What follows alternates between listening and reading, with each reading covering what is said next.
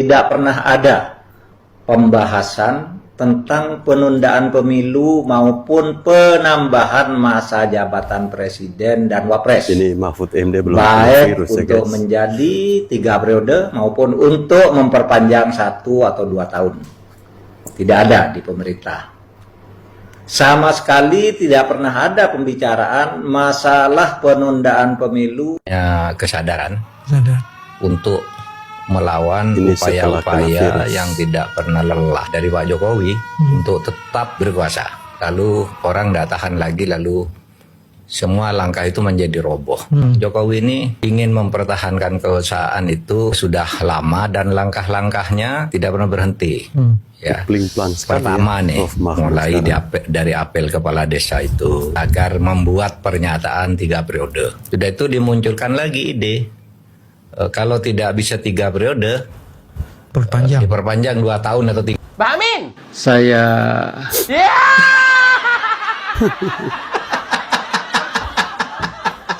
Keren juga ini. Aduh, dipanggil langsung semangat juga nih Mbak Amin ini. Keren ini semangat ini kayaknya nih. Mbak, dulu emang kuliahnya di mana, Mbak? Di Universitas Notre Dame, South Bend, Indiana. Iya. Keren Mbak Amin kuliahnya. Keren lah, emang lu Gri. Iya. Iya. Aduh. Berapa tahun, Mbak, di Amerika? Saya di sana 72 sampai 74. Oh, 2 tahun. lama juga ya. Lama juga 2 ya. tahun ya. 72 sampai 74. Hebat Mbak Amin. Profesor. Wah, hebat kali dong, Mbak. Nah, Iya. Nah, Maksudnya Mbak itu nah apa, Mbak? Hah? Nah apa? Kan di sana di Amerika itu kehidupannya kan bebas banget ya Mbak ya, kalau nggak salah ya Mbak ya. Ya. Apalagi saya lihat di California, di Philadelphia, itu kan kelihatan banget tuh Mbak. Ngeri juga sih Mbak. Saking bebasnya yang namanya gay, lesbi, free sex, minum-minuman alkohol, dan sejenis narkoba lainnya itu kan kelihatan bebas sekali tuh Mbak. Sampai kayak kota zombie tuh. Kalau berhubungan seks bebas, kalau di sana itu istilahnya apa ya Mbak? Fufu Fafa.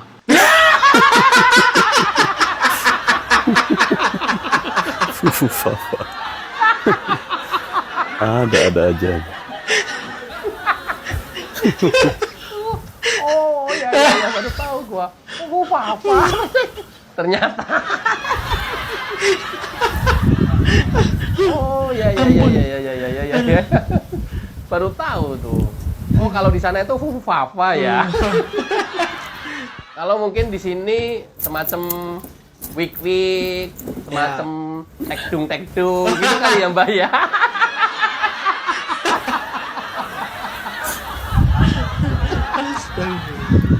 Kok Mbah tahu sih istilah-istilah kayak beginian di Amerika itu fufafa?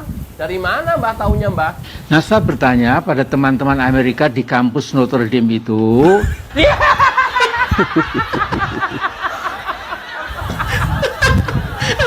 Ini gila temennya di kampus.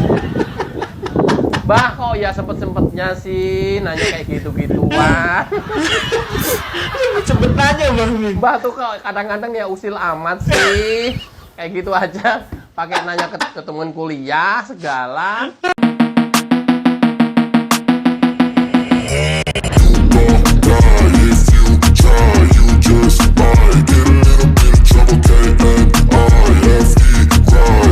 Salam ngakak dan salam waras untuk kita semua. Teman-teman, jumpa lagi bersama saya di Freddy Kako Channel ya. Sudah kita simak bersama-sama bagaimana kocaknya parodi yang dilakukan oleh Amin Rais dan juga si bapak ini ya. Sebuah hasil editan yang sangat keren menurut saya. Dan yang paling konyolnya lagi adalah sikap pling-plang yang ditujukan oleh Bapak Mahfud MD. Ini sangat konyol ya. Saat masih menjabat, pendapatnya beda. Ketika sudah tidak menjabat, pendapatnya pun sangat berbeda. Ini keren ya. Mengatakan kepada Jokowi berhenti mengirim pembunuh bayaran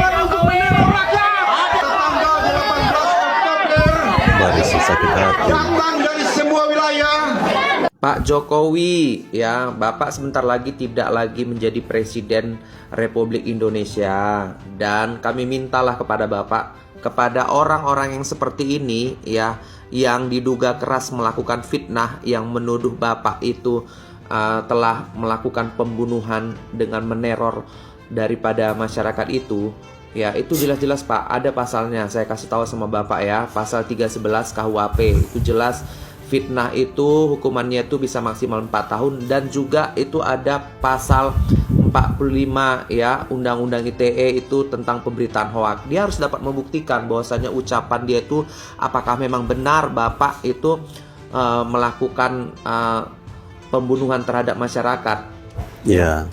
Dalam hal ini harus dia dapat membuktikan. Tapi Kalau dia yang tidak dapat dimaksud masyarakat membuktikan, yang mana itu ya? jelas Pak, ada pasalnya.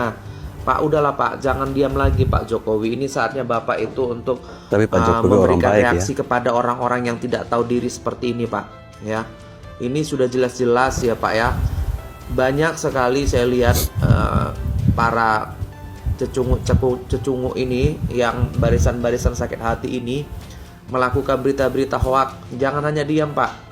Ya, ayo kali ini Bapak harus ambil tindakan ya untuk melakukan Tapi kayaknya tidak mungkin itu bukan tindakan hukum sifat terhadap asli orang-orang yang Jokowi seperti ini. Hukum yang itu biasa harus melaporkan ditegakkan. orang. Jadi supaya mereka itu tidak asal-asalan untuk bicara tanpa ada bukti yang nyata gitu. Ya, asal menuduh-nuduh, gampang mengutarakan kata-kata yang fitnahan-fitnahan, ucapan-ucapan. Udahlah Pak, udah cukup lah Bapak selama ini bersabar ya. Udahlah Pak, kasih paham dulu mereka itu Pak. Ya, kasih paham mereka itu. Ya, segera tindak, dan kepada aparat kepolisian jangan hanya diam. Kalau ini dibiarkan, ini akan terus ya, terus akan ada orang-orang seperti ini. Apalagi mereka mau melakukan aksi-aksi ya, demo dan Nggak segala mungkin macamnya. lah. Sudah Paling jelas lihat ke itu 20 upaya orang mereka itu saja, adalah nggak kesia-siaan banyak. belaka. Itu Dibanding adalah dengan semuanya itu 78%. barisan-barisan sakit hati ya, yang pada masa kepemerintahan Bapak Jokowi itu mereka itu karena kesalahan mereka sendirinya itu, sehingga mereka itu terasa itu dizolimi, padahal kesalahan mereka sendiri. Ya, segera itu diproses dengan ya secepatnya, jangan didiamkan. Ya, oke. Salam NKRI. Justru juru komunikasi istana Wah, ini Roy Suryo ini sibuk sekali Roy Suryo. datang itu menghina Pak Prabowo. Saya minta kalau bisa Pak Prabowo Prabowo aja nyantai dia yang sibuk. Udah makin gak jelas sekarang kehidupanmu ya. Kemarin Menpora ya kena kasus dan akhirnya itu divonis penjara.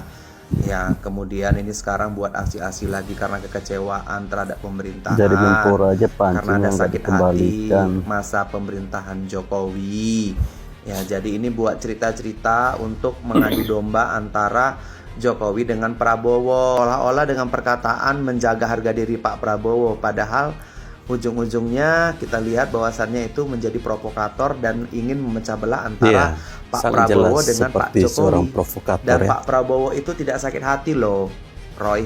Sekarang ini justru fokus kepada bagaimana membangun organisme daripada menteri-menterinya, dan kemudian dia akan dilantik. Dia fokus ke sana aja.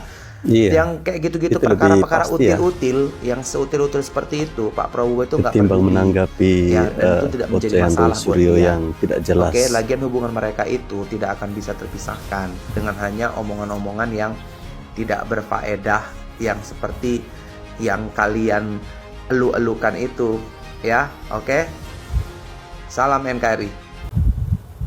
Ya teman-teman, berbicara tentang Roy Suryo ya, mulai atau semenjak dia sudah tidak menjabat sebagai pejabat negara ya, semenjak barang-barang negara yang dia ambil ya, seperti panci, kemudian banyak, katanya ada sekitar 200-an item itu belum dikembalikan, dia mulai gila ya.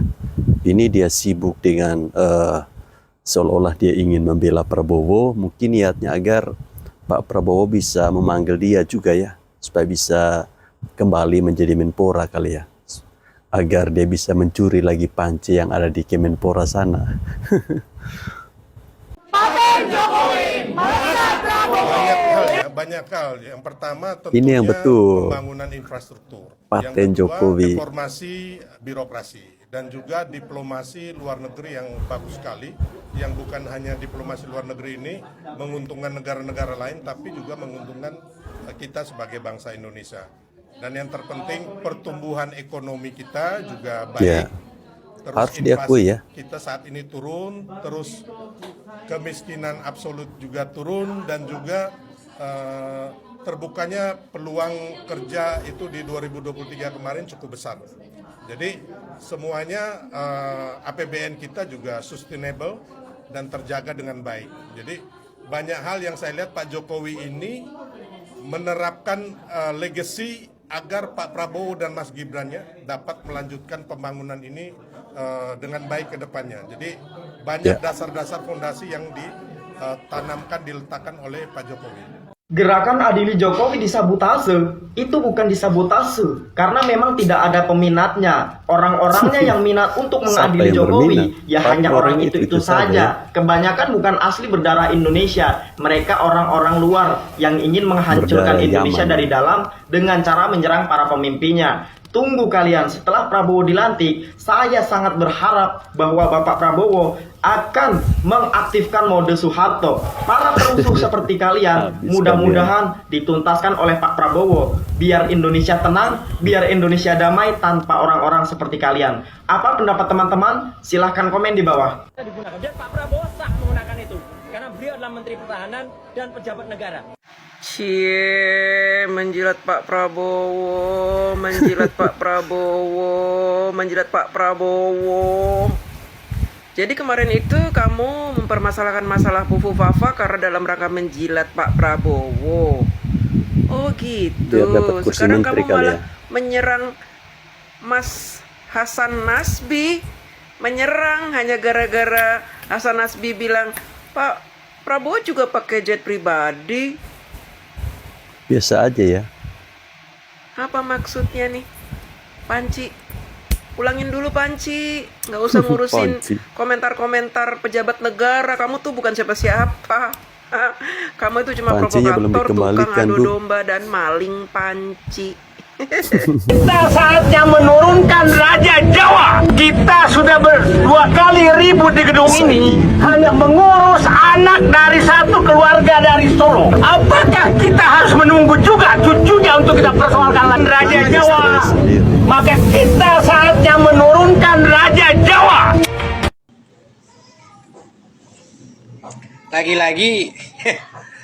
Lagi-lagi orang ini lagi yang muncul di beranda TikTok saya. Kali ini saya cukup tersentuh dengan bahasanya orang ini. Dia menyebut turunkan Raja Jawa. Raja Jawa. Jadi kalau saya mengamati sebagai orang goblok, orang bodoh kayak saya, di negara kita ini beratus-ratus suku bangsa. Tapi sudah sepakat, kita bersyukur. Walaupun berbeda suku dan bahasa, kita tetap satu. Bhinneka Tunggal Ika. NKRI harga mati. Terus kemudian dipecah belah. Kalau menurut saya dipecah belah. Coba konotasinya kata Raja Jawa. Konotasinya itu sangat apa ya? Dapat diasumsikan bahwa ini orang ini benci dengan orang Jawa. Anggaplah begitu. Kalau nggak tahu apalah menurut penilaian teman-teman. Gitu? Sehingga dengan adanya konotasi kata-kata yang seperti ini, sehingga di sosial media itu muncul sekarang. Banyak bermunculan di sosial media mengatakan bahwa saya orang dari timur tidak mau tunduk dengan orang Jawa. Kan akhirnya muncul statement-statement seperti itu. Jadi kalau memang mau demo yang konstruktif saja. Mengkritik boleh, silahkan. Dimungkinkan kok oleh konstitusi. Tidak dilarang. Tapi dengan mengucapkan kata-kata Raja Jawa, menurut saya itu akan memecah belah rakyat. Dan tidak semua rakyat itu punya intelek. Betul. Apalagi ini yang berbicara orang-orang yang pernah menduduki jabatan strategis penting di negara ini. Kurang teman-teman yang menilai. Jadi saya minta juga aparatur negara bertindak tegas dengan yang seperti ini. Kami rakyat sangat mendukung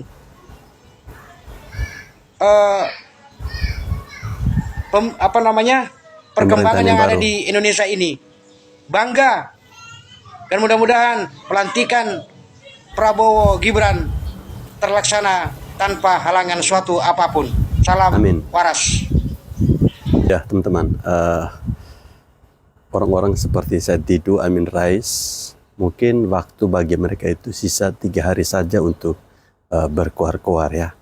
Setelah pelantikan Pak Prabowo, saya yakin mulut-mulutnya mereka ini akan auto mingkem. Tahu kan Prabowo ini seperti apa? Stop politik pembodohan.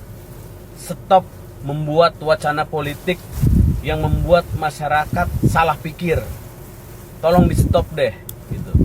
Ini lucu gitu. Saya ini salah satu contohnya ya, bagaimana para orang-orang sekelompok kecil ini ya, yang kecil tapi berisik rasanya ya, paling hebat, padahal nggak dipeduliin gitu loh. Sama Prabowo aja, sama Pak Jokowi juga nggak dipeduliin. Cuma saya apalagi agak peduli ya, bunyinya karena kasihan kayak masyarakat panci dia. gitu.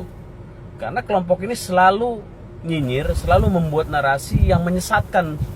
Ini salah satu contoh aja, pemberhentian Budi Gunawan sebagai pimpinan BIN ya, itu digoreng bukan main, katanya Pak Jokowi itu hanya beberapa hari lengser masih aja mecat orang lah. Itu kan pembodohan gitu. Padahal pemberhentian Budi Gunawan sendiri kan memang sedang diploting dirinya untuk masuk kabinet Prabowo Gibran gitu ya. Tapi itu dipelintir bagaikan Jokowi adalah orang yang haus kekuasaan, yang padahal dalam beberapa hari mau turun masih aja mencat orang. Itu lucu gitu. Itu kan narasi-narasi yang nggak baik gitu. Makanya apa yang ngefans itu sama Refli Harun, sama Faisal Asegaf, sama Said Didu, sama Dr. Tifa ya kalau di Twitter atau di X, dan bukan dokter bang, Roy Suryo dan lain-lain, itu yang pada pemuja-pemujanya pasti otaknya bego semua gitu, karena percaya sama orang-orang yang benar.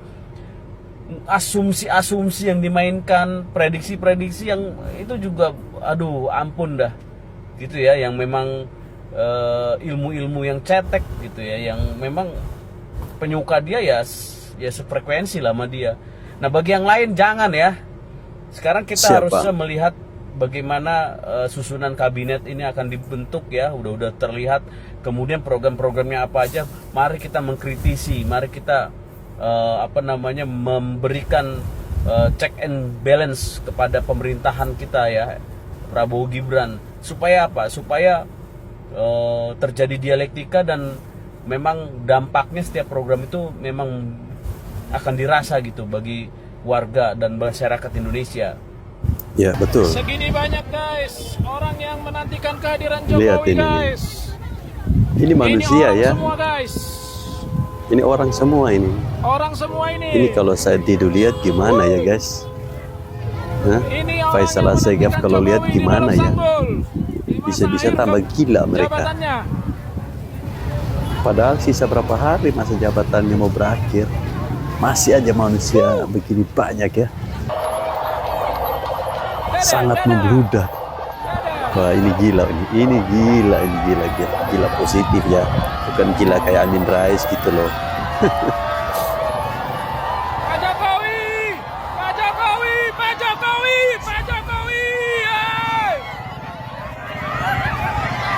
Di akhir masa jabatannya, Pak Jokowi masih sangat dicintai oleh masyarakat Indonesia. 78% itu sangat-sangat luar biasa. Dan ini tentunya akan menjadi contoh ya, akan menjadi teladan bagi pemimpin-pemimpin ke depan ya, bahwa mereka harus bisa meniru seperti apa yang dilakukan oleh Pak Jokowi. Kita abaikan orang-orang atau sampah-sampah masyarakat yang mulutnya itu tidak berguna ya, ngocak-ngocak yang tidak jelas, memberikan provokasi agar kita ini membenci Jokowi. Sorry ya, Surat terbuka untuk Satria Presiden BEM Universitas Brawijaya yang baru-baru ini diundang di ILC. Satria, kemarin kau bilang di ILC katanya mau bikin acara demo besar-besaran mahasiswa tanggal 14 Oktober. Mana? Demo apaan itu? Mananya? Tapi demo besar. Sudah Demo koordinasi dengan semua presiden BEM dari seluruh universitas. Makanya aku bilang sama Mereka itu kau, suka kalau kuliah kau ngelawak, kuliah, Bang. jangan kebanyakan organisasi. Boleh berorganisasi, tapi IP-mu itu harus kau pastikan di atas 3,5. Kalau masih di bawah 3,5, fokus dulu kau belajar. Kasian bapak mamaku menyekolahkan kau. Entar-entarnya uang kuliahmu juga habis bikin spanduk itu kau bikin, enggak? Coba kita dengarkan dulu ya. Apa yang disampaikan si Satria ini kemarin di dalam acara ILC. Udah kalian dengar apa katanya? Adili Jokowi. Oh, pandai. Udah pandai kau ya. Jokowi. Emang Pak Kami Jokowi menarik salah kesimpulan apa? bahwasanya 10 tahun ini Presiden BEM tidak ada kemajuan yang dihasilkan kayak Jokowi. orang gila aja. Udah aku bilang samamu, umurmu berapa? Paling kencang kau umurmu 22. 10 tahun yang lalu berarti umurmu masih 12 tahun. Tahu apa kau tentang presiden? Mau kali kau diracuni si Faisal Assegaf? Kemarin kan juga diakui bahwasanya Faisal Assegaf itu sudah membimbing kalian kan? Mananya demonya sayang? Tapi demo besar-besaran. Faisal Assegaf juga katanya ada beberapa dari universitas luar kota udah nginap di universitas kalian. Udah nggak sabaran katanya mau demo. Mananya? Kurang kerjaan, mana? demo aja melulu. Udahlah kau balik dulu ke kampus, belajar kelompok dulu, Akhirnya nggak banyak ada dulu belajar uang, jadi kelompok. nggak mungkin mereka bisa demo. Ketua BEM kayak gitu. Dan Akhirnya udah di jadi mana-mana inilah pengangguran. bedanya ketua BEM zaman dulu sama sekarang. Kalau dulu mereka itu selalu cerminannya itu masyarakat. Ini kalian enggak. Cerminan kalian ya para aktivis-aktivis yang enggak jelas. Pecatan. Mau kalian dikasih ilmu bagaimana supaya caranya dipecat orang? Cobalah kalau kalian mau sukses itu belajar dari orang sukses, bukan dari orang gagal. Memang betul gagal itu adalah kesuksesan yang tertunda. Tapi kelemahan gagal mampus. Kapan suksesnya?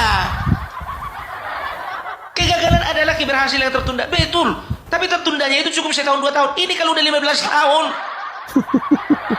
Nggak sukses-sukses apa namanya itu? Itu mau kalian ikuti ya. Bangsa ini memerlukan generasi muda yang otaknya berpikir lebih cepat daripada biasanya. Bukan mulutnya yang berbicara lebih cepat daripada biasanya. Masuk akal.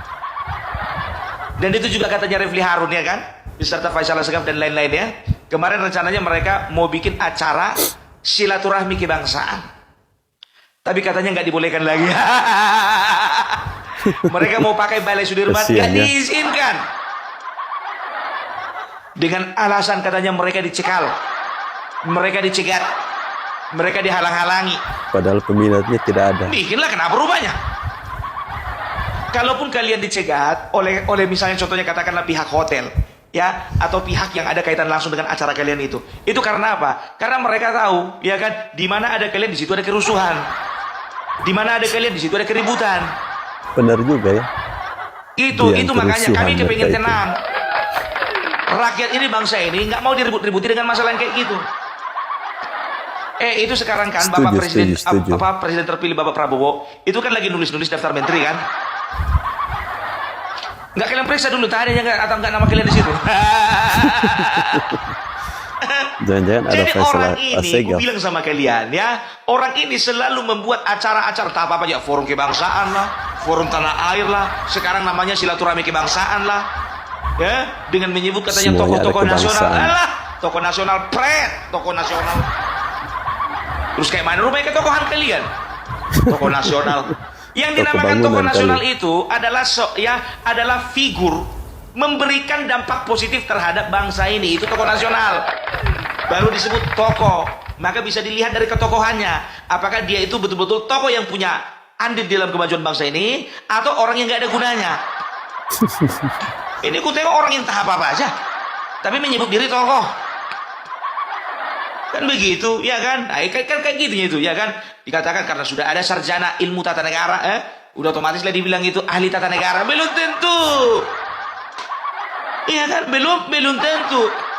Belum tentu. Sama kayak iya, contohnya betul. orang yang sekolah guru agama ada titelnya SAG, apa dia otomatis jadi guru agama? Belum tentu. Belum tentu. STH sarjana teologi, apa dia otomatis jadi pendeta? Belum juga. Masuk Jadi nggak akal usah ya. terlalu banyak ya gimmick-gimmick yang kalian lakukan. Kenapa kalian butuh? Kepengen dipanggil, kepengen di lobby. Tahu nggak kalian? Ya, ada beberapa motivasi dari orang-orang ini berbuat demikian. Ya, yang pertama nih, perhatikan kalian. Ya, yang pertama memang ya mereka itu pure ya ingin membuat kerusuhan. Ya, karena apa? Tapi Karena nggak mereka tidak berhasil punya ya. jalan masuk untuk masuk ke dalam pemerintahan. Kasian banget Jadi ya. karena mereka merasa memiliki potensi, merasa berguna untuk bangsa ini. Jadi mereka itu mencari tempat pelampiasan yang lain, mencari sebuah komunitas di mana di komunitas itu mereka merasa diakui. Karena apa? Benar Karena juga mereka ya. nggak bisa mampu untuk tembus ke dalam komunitas pemerintahan. Itu dia, itu intinya yang pertama, ya kan? Karena apa? Karena ada rasa jengkel, ada marah, ada kesal gitu. Karena mereka memang dianggap tidak mampu. Karena memang tidak mampu, bukan dianggap tidak mampu. Mereka ini Memang merasa tidak mampu. mampu. Beda ya, orang cantik dengan merasa cantik beda ya. Kalau orang cantik nggak perlu merasa cantik, udah cantik dia. Tapi biasanya kalau orang yang jelek merasa cantik, itu dia. Makanya orang bodoh itu selalu merasa pintar. Karena apa? Karena memang bodoh. Kepengin dia mendapat pengakuan sebagai orang pintar. Begini juga yang katanya tokoh itu. Siapa yang mengangkat diri mereka jadi tokoh? Itu kan pendek-pendian mereka aja itu. Sejak kapan Faisal Asegaf tokoh nasional? Kutanya dulu sama kalian. Sejak kapan Refli Harun jadi tokoh nasional? Sejak kapan Said Didu menjadi tokoh nasional? Kalau misalnya Sunarko mantan Sejak tokoh Pak Jokowi di jadi militeran, presiden ya. Tapi apakah itu otomatis menjadikan dia menjadi tokoh nasional? Apa rupanya udah dibikin dia? Udah pernah dia menjabat gubernur? Kan begitu. Ya teman-teman, lucu juga ya ketika orang-orang yang ya boleh kita katakan sebagai barisan sakit hati ya, mereka membuat acara judulnya selalu ada kebangsaan di belakang, seolah-olah mereka ini menjuluki diri mereka sendiri sebagai tokoh nasional. Dan yang lebih konyolnya lagi adalah ada pengikutnya. Ini benar seperti apa yang dikatakan oleh abang kita ini, bahwa mereka ini sepertinya mencari sesuatu agar orang lain itu bisa mengakui ketokohannya mereka. Ya, maka dapatlah orang-orang bodoh. Ya, mereka mau saja dibodohin oleh orang-orang seperti ini. Komentar teman-teman seperti apa? Jangan lupa ya, tulis di bawah kolom komentar.